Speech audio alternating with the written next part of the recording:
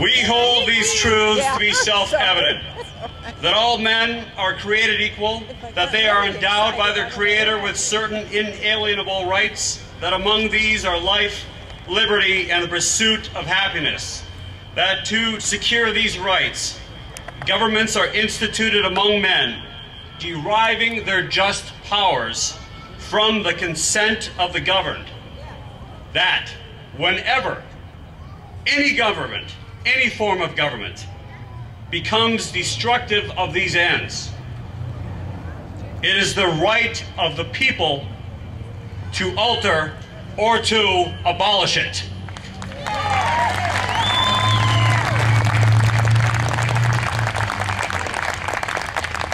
Ladies and gentlemen, we find ourselves again the subjects of the government which, like the British Crown before it, believes that we are its subjects. And they rule by the same principle, that we work, we toil, we make bread, and they'll eat it. It's the same principle that the left uses, and it's a very seductive language. It says that you need not work. You don't have to toil. You don't have to work at all. Somebody else will pay. And ladies and gentlemen, we know. I was a student in Poland. Speaking of Poland today, I was a student there during the transition from a communist government to a free government. And the Poles said, you know, when the communists came, they told us that we'd all be equal. And guess what? We are. We're all equally poor. That's what this leads to. That's what this form of government leads to when you try to take from one and give to another. It's the same tyrannical principle that we're living with today.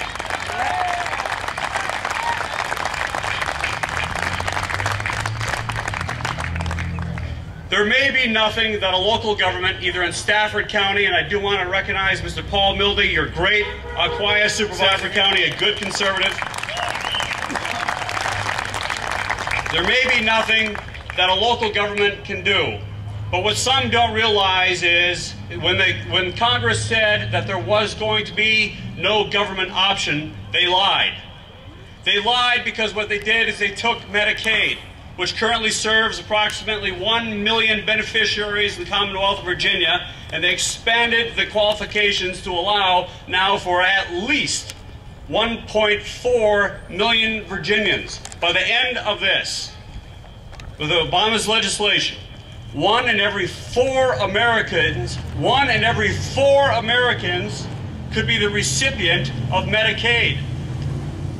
If that's not a government option, if that's not socialized medicine, I don't know what is.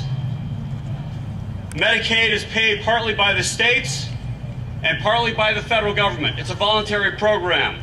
All states participate in it, though. What you probably don't know is that it is your local government that administers the program.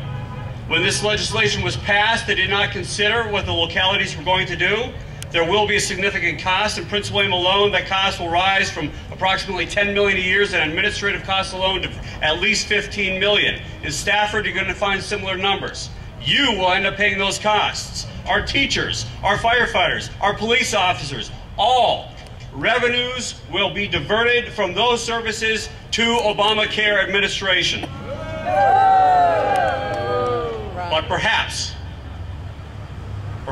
and perhaps only in Virginia, there is something that we can do as a locality. And this is where we need your help. I intend on May the 4th, 2010, at 2 o'clock in the afternoon in Prince William County to pass a resolution which will direct our county staff to refuse to administer the new Medicaid benefits.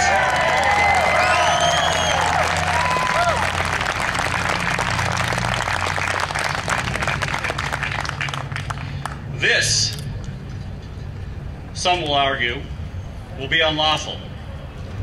No. The only ones who can determine whether or not it is illegal is the court.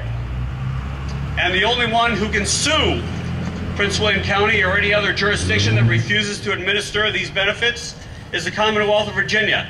And in that responsibility lies with the Attorney General of Virginia, Mr. Ken Cuccinelli.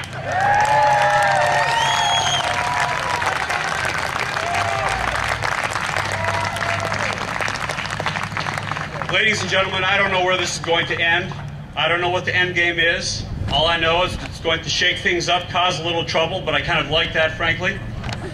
And I do know that we all have a responsibility to do something. You might remember the story of Sophie Scholl during the Nazi administration in Germany. She was a student, and she spoke out. And she and her brother and other students were beheaded by the Nazi regime for speaking out. It's up to each and every one of us, when we see wrong, to stand up and say no, not only no, but hell no. We're not going to do it. We're not going to go there. And I want to leave you with the words of our founders. But when a long train of abuses and usurpations, pursuing invariably the same object, evinces a design to reduce them to absolute despotism, it is their right, we the people, it is their duty to throw off such government. Thank you very much.